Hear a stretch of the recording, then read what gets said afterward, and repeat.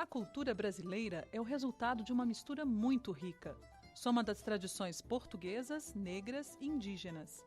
Mas se hoje celebramos essa diversidade, nem sempre foi assim. Durante muito tempo, os escravos lutaram contra a opressão dos colonizadores. Eles, que representavam praticamente toda a força de trabalho do Brasil colônia, queriam ter direitos iguais.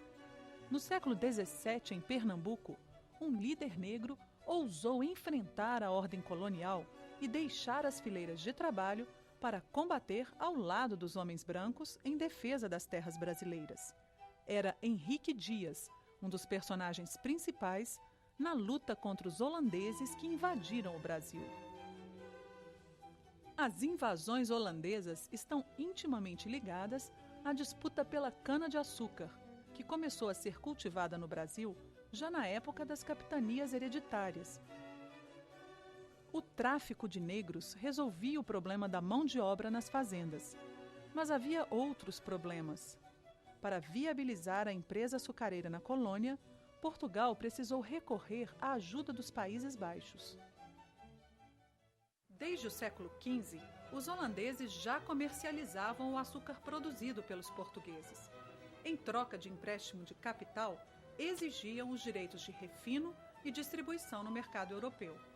Era uma parceria lucrativa para ambos os lados, mas que enfrentou vários problemas. No começo do século XVII, Portugal foi anexado pela Espanha. O rei espanhol Felipe II, católico fervoroso, se opunha duramente aos países protestantes, prejudicando as rotas comerciais dos Países Baixos. Foi quando a Holanda percebeu que poderia ser bem mais vantajoso deixar o papel de intermediária e assumir diretamente a produção da cana-de-açúcar no Brasil. O primeiro ataque holandês ao Brasil ocorreu em 1625, na Bahia, mas em pouco tempo os portugueses expulsaram os invasores. O novo ataque foi em 1630, agora em Pernambuco. Desta vez, 3.800 homens atracaram no Recife e conseguiram derrubar a resistência luso-brasileira. Henrique Dias ofereceu-se como voluntário para lutar ao lado de Matias de Albuquerque. Filho de escravos africanos, era reconhecido como uma liderança negra, destacando-se desde as primeiras batalhas. Foi capturado em 1635, mas confundido com os escravos, conseguiu fugir e rumar até a Bahia, onde as forças brasileiras estavam se reagrupando. Por ser um eficiente chefe militar, também foi recrutado pelas autoridades portuguesas para capturar negros fugidos nos quilombos de Pernambuco, Alagoas e mesmo da Bahia. Quer dizer, se por um lado ele caçava escravos fugidos, quilombolas, portanto, a mando da coroa portuguesa, por outro ele lutou e reclamou junto à coroa portuguesa a libertação daqueles que haviam lutado com ele para a defesa do Reino de Portugal. Devido aos serviços prestados, Henrique Dias recebeu títulos de fidalgo e foi condecorado com a Ordem de Cristo. Dizem que foi o primeiro negro letrado do Brasil. Teria até escrito cartas ao rei de Portugal. Henrique Dias, ele está nessa posição ambígua, mas essa posição ambígua, por outro lado, permitia a ele o quê? Defender interesses da população africana e dos descendentes de africanos nesse período.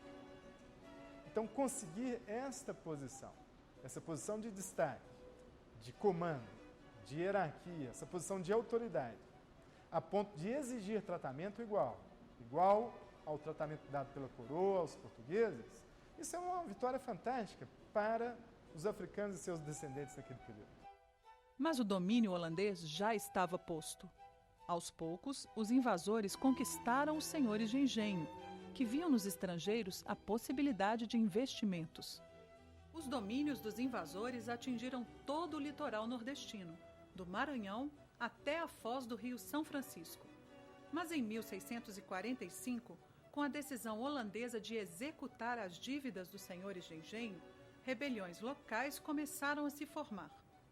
Pela primeira vez no Brasil, negros, índios e brancos organizaram-se para lutar juntos e expulsar os invasores. Foi um marco para a nossa história. Considera-se, inclusive, que o exército brasileiro nasceu naquele momento. A revolta contra o domínio holandês foi liderada pelo rico senhor de engenho João Fernandes Vieira. O movimento ficou conhecido como a Insurreição Pernambucana. Na Batalha das Tabocas, as forças brasileiras venceram o exército holandês. A união de tropas negras e indígenas configurou-se como a melhor tática para superar os invasores. Na Batalha de Porto Calvo, Henrique Dias foi atingido e perdeu a mão esquerda. Mesmo assim, continuou firme na luta, ao lado de Vidal de Negreiros e Felipe Camarão. Como mestre de campo, Henrique Dias liderou combatentes nas 2 batalhas dos Guararapes. Era a consagração das forças brasileiras. Ferido em combate, não resistiu e faleceu sem ver a vitória final, que veio em 1653, quando uma poderosa esquadra portuguesa chegou ao Recife. Os holandeses foram então cercados e se deram por vencidos poucos dias depois. Pela bravura, Henrique Dias é reconhecido como um dos patronos do Exército Brasileiro. Por representar a Força Negra, ele é um dos construtores do Brasil.